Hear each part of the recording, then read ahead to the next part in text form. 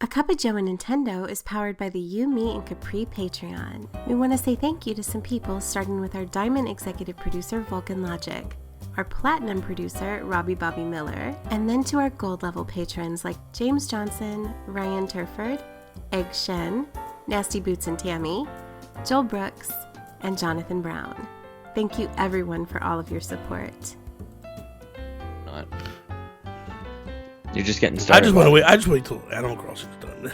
Yeah, once Animal Crossing comes out, then I can pass. Then you can die. That's yeah. What, so you can bring it with you. Yeah, like play like a couple thousand hours and then whatever. Then I'll well, you can play it for eternity. Like once it's out, that's how heaven works. Is that how heaven works? Yeah, you can't if you go to heaven, you can't like jump back down to earth and like pick up whatever game just came out. You can't like pre-order something and then have it shipped up to you, especially for Nintendo. Well, hey, you know what? If that is the case, if you can only take the games that are currently here when you die, then yeah, I gotta hold out at least till like, what do you think they mean by like no cloud saves, man? Like you're literally Maybe living in the clouds. Maybe that's what it is. Maybe I can't take it with me. And the floor is clouds in heaven. That's if I make it there. That's if I make it there. Who knows where I'll end up? You know what I mean? Yeah, you'll be fine. You'll be fine. You treat your neighbor well, your friends.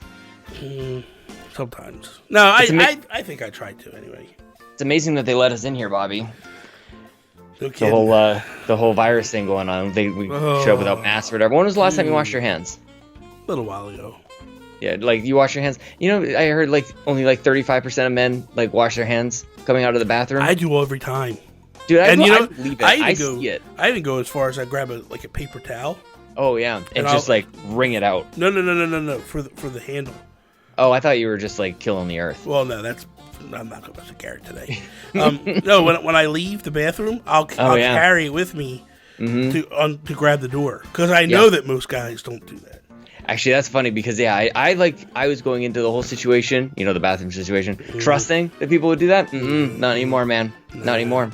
I can't do it. It's scary, man, because you think about it, and like so much is getting canceled right now. Like, yeah, I know. And I was listening to Nintendo Shack, and I thought I heard Donnie Reese say it, like he wonders if it's just if it's just the gaming industry that's going through this right now. And is that the case, or is it just because we know about the gaming industry and that's why it seems that way? But maybe it's everybody and we just don't know. Like, I'm just trying to think of like what else does this sort of thing this often, because like Comic-Con came out and it's like, well, this is a once a year thing, right? Like, and now it's like New York and San Diego, like, but like back in the day, like it was just this small thing. But what else has grown to this just convention fever? Like, what other thing? I don't know, man. I'm sure there's like car dealership conventions and stuff. I guess. But like at the end of the day, like if you think about it, the reason why this is being so affected is because people from around the world, people from the world are coming in to the United States or whatever, and that's where the fear is because ultimately, like, from what I'm hearing, it's not that it's not out of control in the United States. Yeah. There's like 15 cases or something like that they're saying they're actually where people have it because they're kind of locking things down, trying to control it the best they can. And that being the case, right? So if that's the case, if it was a United States convention, it wouldn't be a big deal. But when you have like Japan coming in, and like that's where the fear starts to come in because it's so prevalent over. You know what I think it is actually, like all jokes aside, it's when any of us have ever gone to like a PAX or a con or whatever it is, we always get sick. We get a gross cold or whatever. Like we always do. Like this PAX plague has been a joke for so long, and then like an actual plague is happening. We're like, no thanks. Like a PAX plague has turned into the PAX pandemic. Like no thank you. Yeah, but I tip my cap to the people that aren't afraid and just go because they're just like, you know what, man, this I'm not going to let this fear control me, because that's what it becomes. It becomes a total fear mongering type thing, especially like when you hear how many people die from the flu, and I didn't realize the number was that high. Oh, flu's no good, man. Yeah, I didn't realize it was that, because you get the flu and it's just like, I'm good, but you don't realize that like it's a lot of people that don't make it from that. So That being said, I feel like I don't know enough about it, but I was actually just talking to my my mother-in-law, like, because I'm going to Atlanta pretty soon. I'm going to go hang out with Donnie and Carol, also to go work. Yeah. But I'm like, should I be worried? Like, I've got travel coming up. Like, should I be? And she's like, I don't think so. Like, I don't know, man. It depends on who you talk to. It's just there's a huge range of opinions on it. But hey, Lincoln started playing Animal Crossing. That's a good thing. And it is his game, dude. That is like we've tried throwing a couple games at him, and he likes it, but he kind of bounces off of it. But I didn't even know in Animal Crossing, a New Leaf, he's playing on Chelsea's 3DS. We got him a 2DS. He's playing on her freaking limited edition 3DS, whatever. Of course, because she's a mom. Insane. She just gives him whatever. Yes, I know. Don't get me started. I know. Somebody might overhear me in this coffee shop. Anyway, but it's great because it's huge and he's loving it. And I didn't know that you could like take your inventory, like say you're holding like a lemon or a mango or a pear or something. You can drag it to like the little character, the circle, and he'll eat it. Like I didn't know that was the mechanic. Like I try to avoid the touchscreen at all costs. Anyway, the reason for I'm telling you this is the greatest thing that he's ever done. So he could be eating fruit. Like he loves shaking the fruit off the tree. He knows how to do that. He knows how to pick it up, and then he knows how to eat it. And he'll do this forever and ever and ever. And he laughs forever. The only thing is that it starts bundling these things up. Like if you carry more than a few, and I have to grab one. But dude, this is the greatest thing. Because there's no death. There's no like failing. No. Obviously, like we all know how Animal Crossing works. But for him, it is perfect, and I just like my heart swells when he plays this game, man. It's perfect. So I want to see him like on the TV. Like his mind will be blown. Yeah. When he has this game up on the TV in a couple of weeks. Well, that's the thing, and with this I forget exactly what they're calling it, but the co-op mode where it's family and it's 4 people that are playing at one time. You have the leader, and it stops. Like it's almost like you can control, if you have a young child, from really going crazy and doing things you don't want them to do, because they really can't do much unless they're the leader. Yeah. So, and like if they get out of the screen, it pulls them right back. That's all we want. That's all we need. Yeah, it's like a little leash. Yeah, a little leash. It's like, get back here. Exactly. Get back here. Yeah, just whip it back, dude. It's the best thing ever, man. Yeah. I can't, be like, that's the thing with this game, dude. It's we're only like 3 weeks away, and as it grows and it gets closer and closer and closer, and we're seeing more stuff come out. I don't know if you saw this the other day. Like, you could actually move the camera. You can go up, but like you could roll the camera up. Thank God. And then like spin it and like move it, and I'm like, oh my God! Like I've always wanted to do that. It's amazing, dude. It's just amazing the stuff that they're allowing us to do in this game, and I'm just like, this is like the ultimate. It's like, how do you even grow from this? How do you even go from here to here? Where does it happen? So it's gonna be awesome. I can't wait. That's the story of the Switch, of course. Like with every game, even Mario Kart 8. Like really, where do you go from here? But like Smash and everything else, man. Like what do you even do anymore? It's almost it's almost like this is a carry on from like the original Breath of the Wild. Like we know the stories of like Breath of the Wild. Iwata was on his deathbed essentially, and the developers would go to the hospital to talk to him, and he was just like, do it all. Like whatever you have in your mind, do Lift the camera in Animal Crossing, please. Just let them turn the I don't think that conversation. Because I don't think those people were, I don't think they went. But I think the mantra of that moment was, we know the Wii U is failing. We know the Wii U isn't working. We need to get radical and change things up. And it's just carried through a multiple amount of games. I think that's really the theme of the Switch. Really, it's just like, let's not forget what the Wii U was and how dire straits, how like Nintendo wasn't going to be making any consoles anymore. Like, so it really shouldn't be surprising that they're like, okay, let's get serious here. Yeah. Let's make the greatest sometimes ever. Like, break sometimes that's the best thing that can happen to you. Up again, yeah. Because here's the thing: if I walk what's the boxing comparison? Like you're up against the ropes. Like don't get you backed into a corner because you just come out swinging. But the thing is, like, let's say that like you have this failure, right? And now I walk into a meeting, and they shoot down these new ideas that I have. Because they go, we can't do this. It has to be this way. This is the way we've always done it. You can just turn around and go, look at these other games that have been successful. What are we going to go back to the Wii U era? And it's like, It's almost like that fear you have to be like, well, you know what? Maybe you're right. You don't want to go back to what it was. Mm-hmm. Well, the games were good, and the thing is that I don't know. I don't want to, like, speaking of fear mongering, I don't want to really do that, but like they're on such a streak here. Every game they release is like everything's great, and it's almost like it's because it's 3 years. I'm almost to the day. That the Switch is out, and like which is the franchise that's gonna drop? You know, like is it Metroid? Is it like what if Star Fox comes back? Well, did you see the Best Buy might have leaked a couple games? Like, cool. Was it Best Buy Canada? I didn't see that. No, it was actually. Best Buy United States. They actually put up for pre-order. They put Metroid Prime 4 and Bayonetta 3. But the weird thing is you would go okay, hold on, pump the brakes. You hear that, and you go like, whatever. You know what I mean? Like, but in the description, it talks about, for Metroid, shown at E3. Oh, get out of here. Yes. Really? Yes. Oh, that's brutal. No way. So it's almost like, did they put it out just too soon? You know what I mean? Okay, here's the thing. What I really hope that is like, I'm thinking about like the kids, like the interns now that are like running these websites, right? Like, it's not like the CEOs are running the websites.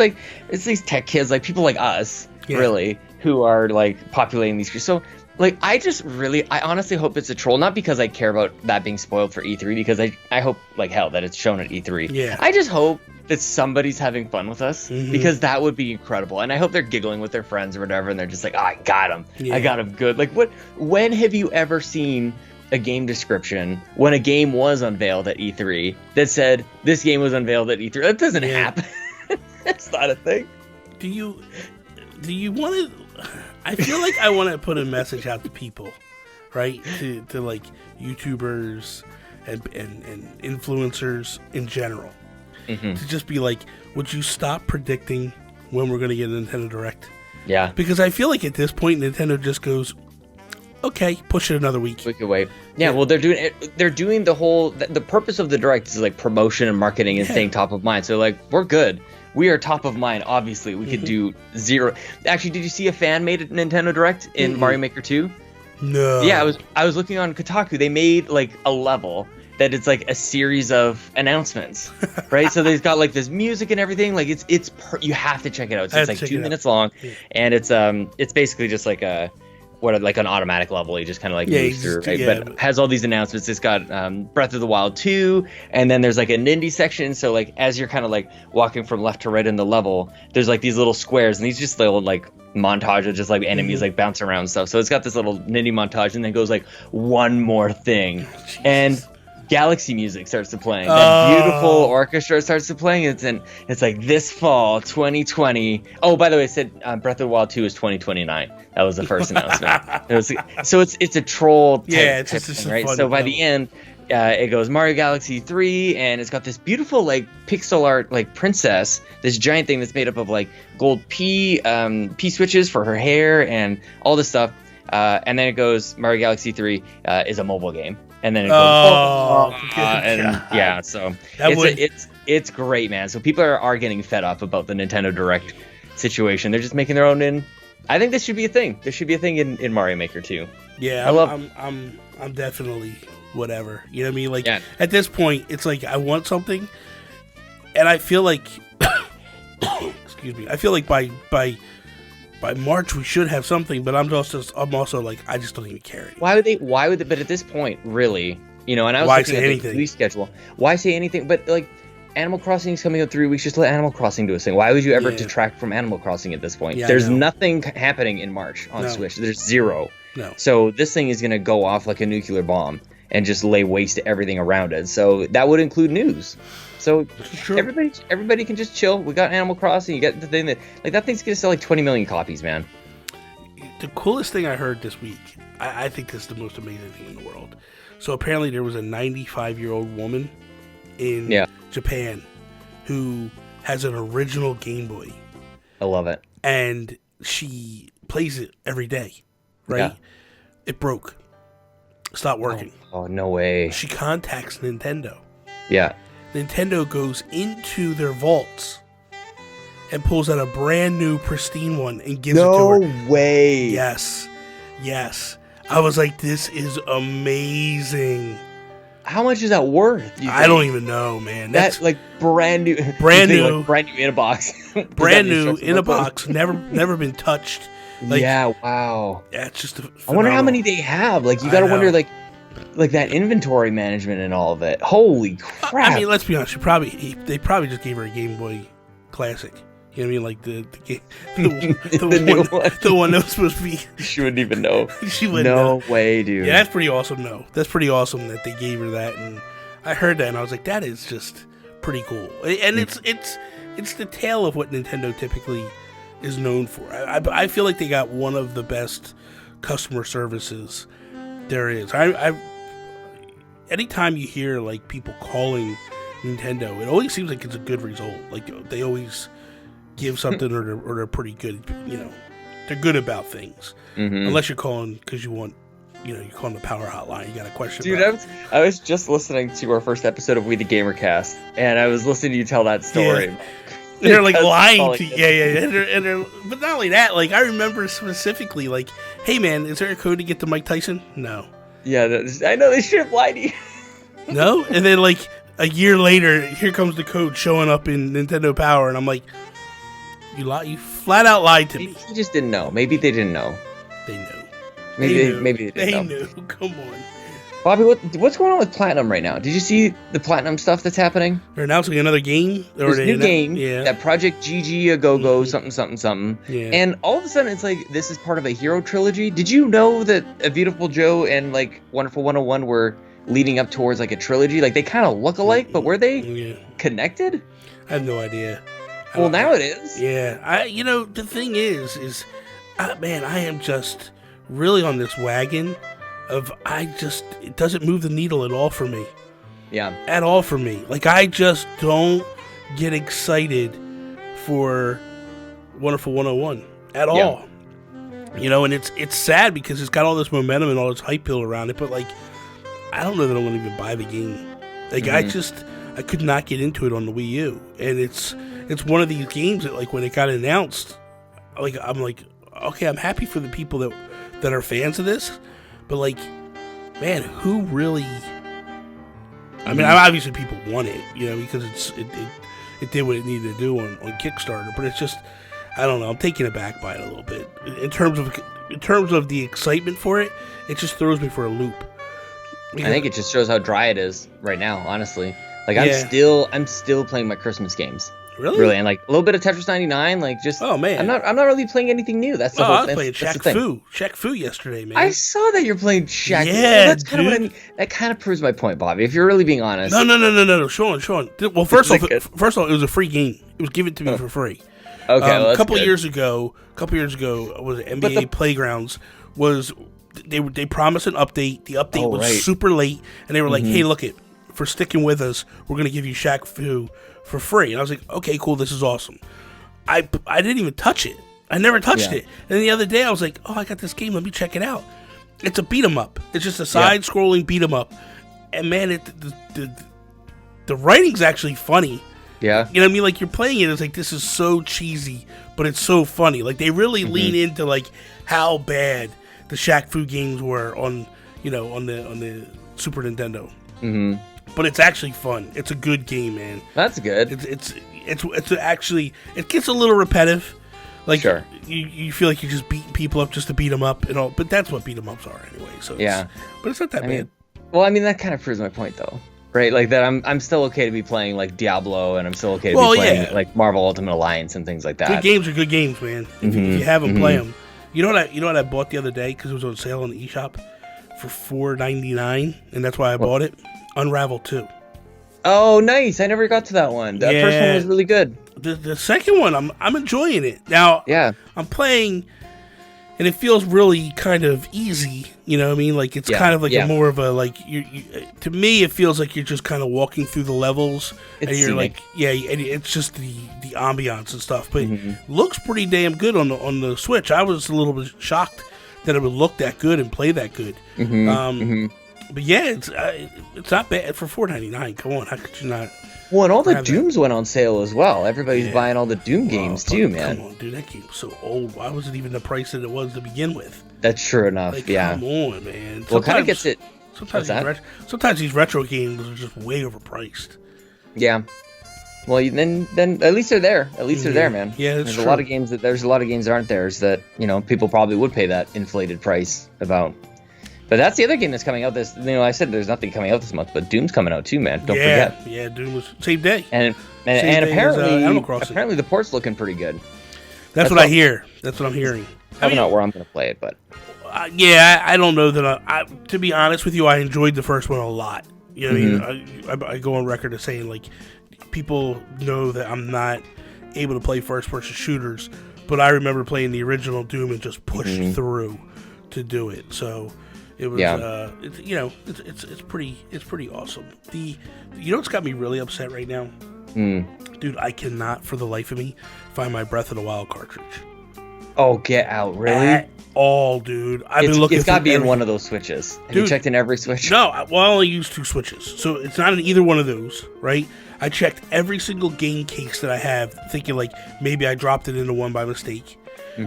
I've gone through every single, like, I have these little things here, right? These little cartridge holders and things. Went through every single one of these. It's not in there. I'm like, where is this game? Went through my backpack that I go to New York City with. I thought maybe it fell into the backpack by mistake. Like, so does it have your save on it? No, your save's on the Switch. Okay. So I'm not worried about that end of it. That part doesn't scare me. But the game's still $60. Yeah. Well, it's $50. Physical is $50, but digital it's $60, and I'm like, yeah, man. I gotta buy it. Because the funny thing is, the reason why I realized it was lost was the other night I was going to stream it. So I go to stream it. I'm like, dude, I can't find Breath of the Wild. Yeah, everybody seems to be playing it right now too. Well, for me, I just think that, like, I want to kind of get to a couple of games that I am in the mood. Because I could play Breath of the Wild for an hour or two, and it would be like, okay, here's your fill for the next 6 months. Because I beat that game. So because I beat it, there's really, other than just going around exploring, because that's a weird thing about that game is, to me, that game, after you beat it and you achieve what you need to achieve, and you get into that godlike mode, it becomes like a lot like, dare I say, like a Minecraft, where you're just kind of like roaming and doing stuff, and you're listening to the music and it's the ambiance, that's where when I play Minecraft, that's the same thing I do. I just aimlessly roam around and do stuff, and it's just kind of like a building perspective, and it's like, you're experiencing everything you're experiencing. Yeah. And that's what I find, like, Breath of the Wild, I'll go up into the mountains and just hunt for 2 hours. Just run around. The best thing they ever did was add that trail feature that shows, like, that footprints, like, shows, like, where you've been. Because then you go, like, where have I not been? And it's always surprising to me, like, how long you can play that game and how you haven't seen anything yet, man. Dude, there's so many videos still coming out even now, like, people doing the whole, like, launching themselves across the map and landing in this certain spot, where it's like, how is that even a thing that they built in the game for you to even get to? Like, that 1 out of 1 million people will actually see this thing. But those things are there to find, for sure. I remember probably about a year ago, I just started over. Because I was like, I just want to start over. I was streaming it, and I started over. And I started running out, and I'm like, dude, I don't remember any of this stuff. Yeah, man. Like, the area I was going to, I had never been there. And I'm like, this is just wild that I've been to areas. I'm going to areas right now that I've never even been to. Yeah, it's crazy. Did you see that Minecraft is actually doing, like amiibo-like figures? No, really? Yeah, man. Yeah, you scan them in to Minecraft. No, and it really? Gives you stuff. Yeah, man. Yeah, they're what little kind of characters, like little piggies, like that, and they got like the creepers, and the zombies and animals and. No way. What's his name? Minecraft Steve or whatever. Like Steve, him, yeah. Like all those characters are just they're making them, and then you scan them in. That's actually amazing that it's taken up until this point. That we went the whole like Toys to Life thing, and no real amiibo functionality with or anything like Toys to Life for Minecraft. It just seems like that totally makes sense. I miss Toys to Life. It would have made sense. Like, well, that's what I mean. Like in the Skylanders heyday. That's one of those ones where you go like, man, this could have been a thing. Like, yeah, no, it might have sustained it really. Yeah, and the thing of it is like when you think about it, you go, man, Microsoft is actually jumping onto this super, super late. But it might be the perfect time to kind of, because sometimes everything disappears and it's just waiting for that moment. This could be the moment that just revitalizes the whole thing, just because people are like, because there's a lot of people that still play Minecraft. Yeah, like on the normal, on the regular. It's bigger than ever. Yeah, that's the whole thing about it, which is crazy. Funny you should say that. A lot of people around me these days are going like, I wish they made another Guitar Hero or another Rock Band and stuff. And like, nobody knows that they just did. Yeah, that they made one and it totally flopped. Like nobody, I don't know if there wasn't enough marketing around it or what, or if like the whole original success of Guitar Hero was that like you go into a store and see it, and nobody goes into stores anymore. So I'm not sure how. Like the whole like grandma situation of like oh, my grandma buys me a new console, like how is she even like buying stuff anymore? Nobody goes to stores anymore. Like how do non-gamers find games now? I think is a bit worrisome, to be honest with you, which is the whole like E3 thing going away. I think is a little bit crazy because these Nintendo Directs, only gamers watch them. How do you get other people into it? But that's a whole other story.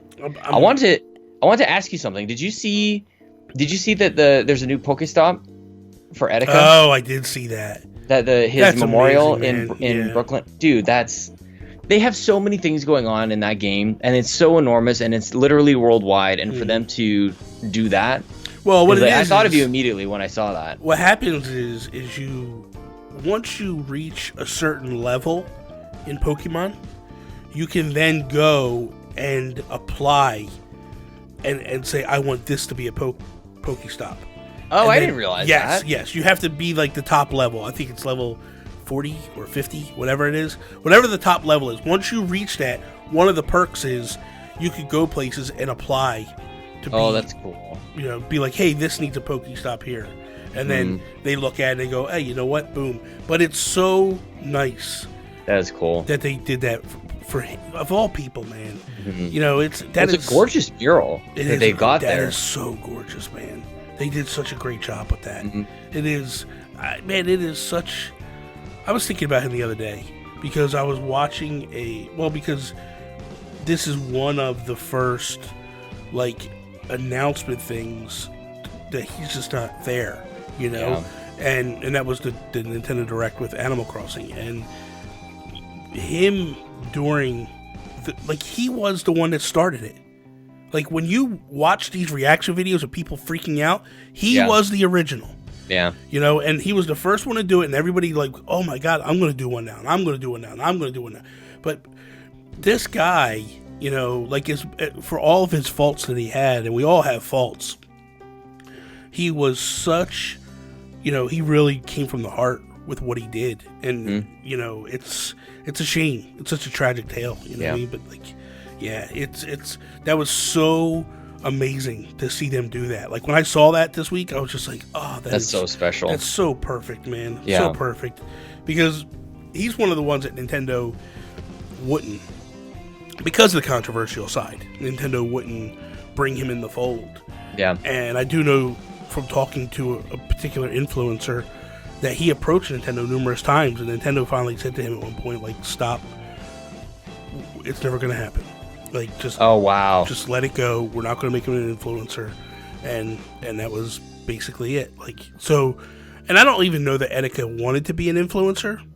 I mean, I'm sure at some point everybody kind of does to some degree, because it's almost like your work's been accepted, like what you're doing has been accepted. But man, is it like an ambassador? Is that like an official, official status within Nintendo? Yeah. Okay. It's what Conda Chris does, what Vince Click does, Rogers Base, like all those different people. You know, they're basically like the top. You know what I mean? Like that's the one that gets invited to all the different stuff, and you have to apply for it essentially to get it. So, but he was kind of, and he might have applied, and that might be why that influencer that I know went to Nintendo. Yeah. But yeah, it's you know, it's sad. It's a sad story. I don't know, man. I'm just enjoying the week. Like I'm just enjoying playing games. I don't know what I'm gonna play this week. I'm looking at my list, and I'm like, there's gotta be something new that I can play. But like, there's nothing, man. There's nothing. There's nothing. So much new. stuff on sale, man. So much stuff on sale. I picked up Sayonara Wild Hearts that I haven't jumped into that just yet. I heard everybody talking about that last year, so I think that's a quick game that I can probably wrap up. But yeah, man, it's just the old the Christmas batch. I'm still plugging away at that stuff. You know, because the Switch is, by the time, you know, in a couple days, Tuesday, the Switch is actually 3 years old. Officially 3 years old. Man, I think back to, that time of that game or that console getting ready to get announced. And I remember that initial trailer that they just dropped. Perfect trailer. And then I think some of my fondest moments of that, obviously was you, Toby, and me. At the time I was married, Tony, the four of us watching that event live. How could I forget? Then we special did. night. And then we special night. And then we did. I remember me and Toby were like just so into it, and you're just like, what was that? Dude, 1-2 switch. 1-2 switch was the first thing they showed. Yeah. And I'm like, what in the crap is this? Yeah. Okay, like there's ice cubes in the controller. Like I don't care. I don't care. I know. And dude, and you're that like, it's a bad presentation. I don't care how you want to spit it. Listen, the presentation is so bad, but it was coming again. Remember, coming out of the Wii U. I know. They needed something good, and I'm like, this is not it. But here's the thing: me going in, this is what I had said earlier that day. I had a conversation with Mark Carabin that you weren't privy to, you didn't know. But I had said to Mark, I said, as long as they give me a date, they give me a price, and I can pre-order it, I'll be happy. Yeah. And they gave us the date, they gave us the price, and I was like, I'm in.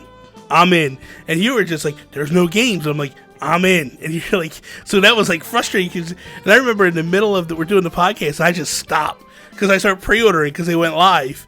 And but the one thing that I think is the most amazing thing of that whole story is that original Breath of the Wild trailer. I think that made all three of us stand up and was just like, oh my god. Well, sort of like midway through the trailer, when because you're kind of like jaw dropped anyways. Whenever you see anything new that's Zelda, and you're like, oh wow, and then you kind of realize like partway through the trailer that this is one of the best, most well crafted trailers you've ever seen for anything. Period. Yeah. And then Zelda just like bursts into tears in the middle of it, and it's just like this perfect like climax that rolls into the rest of the trailer. And the music, I continue to listen to specifically the music from that trailer all the time, man. Like it is so good, and I honestly don't think we've seen anything like it ever since. Yeah, there's nothing that's been quite that epic and really like that important. Like that was the thing that really launched the Switch to what we know as it's all like. It always seems like there's been great games, obviously, but it's like that set the tone and that set the bar, and everything's kind of have to at least reach it to some degree. I agree, and I think even following the days that followed, I remember. When I remember the day that the Switch launched, right? I remember the day the Switch launches. I get mine. Me and Tony both had ordered one. I get mine first. Her comes the next day. But I remember playing Breath of the Wild the first time, and that's when we first had the two TVs side by side. Like we copied what you and Chelsea did, and we were in the basement. She was playing Fallout, and I was playing that. And I made her stop, and I was like, "Don't just stop playing for a minute. Just watch this opening." Yeah. And it's when you come out of the cave and then the world kind of pans around. I remember her saying like, oh my god, it's like looking at a watercolor painting. Yeah. She's like, that is so gorgeous. And I was just like floored. But I remember me, you, and Toby had all started playing at the same time. And we all would come in, and it was that weird moment where people were trying not to spoil things for each other. Yeah. But you were also kind of talking about things a little bit, and you're beating around the bush a little bit. But I realized very quickly that the three of us were in totally different areas. I felt like, honestly, well, I'm glad you brought up the spoiler thing, because honestly, I feel like we weren't really worried about spoilers, and it was the best thing that was ever happening to video games. Because now it's like you are really worried about, like, oh, I can't tell them about this thing. But it was that classic excitement of, I found this. And you're like, what? How did you find that? Like, where was that? Like, it was, you told them everything. Like, and we did have completely different story. Like, I think I accidentally landed on, like, a Lionel. And I'm like, what the heck is this dude? And I still haven't beaten one. Have you ever beaten one? Oh, yeah. You've beaten them. Yeah, like I still You have to beat them at some point. Yeah. Oh, really? To beat the game? Well, but when you go into the spoilers, when you go into the final castle, like there's one in the castle. You can get around them and not have to fight them, but there's this moment where you walk in and the door shuts behind you. It's like, oh yeah, this is the thing. I love it. I love it. So intense, man. But I remember those moments, and those are the moments that like I was listening to NBC this week, and I heard Pear go, man, it would be so cool to like be like the movie Total Recall, where you could just go back and just wipe your memory and go experience it again for the first time. Because that's, to me, there's not many moments in gaming that you have those moments where it's just like this pure adrenaline, this pure like beauty. Like, it's the first moment you're taking it in, and like you don't have it's coming. It's coming, man. Guess what? We're all getting a little older. Our brains are getting a little mushy. So this is what retirement home is what they're like for us, man. This is Wake true. up every day, and I'll put a game in front of you and be like, I've never seen this game before. When did this come out? Like, it just came out. They're giving you like Mike Tyson. Yeah. Like for the first Mike Tyson's punch out. You're like, oh wow. Exactly. So don't worry about it. You'll get what's coming to you. It's coming. Yeah. But listen, what's coming right now is I'm leaving. So no, I'm leaving before you. No. You just sit here. I'm out of here. Joe and I have a date. Yeah, exactly. We're going shopping. Of course. He's not here as always. All right, man. See you later. All right, good talking to you, dude. All right. Thank you for listening to A Cuppa Joe Nintendo, a production of the You, Me, and Capri Patreon. If you like the show, you can support them at patreon.com, You, Me, Capri. A Cuppa Joe Nintendo is available on YouTube, Apple Podcasts, Google Play, and all of your other podcast services. Be sure to follow Bobby at Nintendo Gurus on Twitter, Instagram, and Twitch. For everything that Sean does on the internet, follow him on Twitter, at Sean Capri. Sean like Connery, Capri like the pants. Also, twitch.tv Sean Capri. That is all. Peace out, Preston.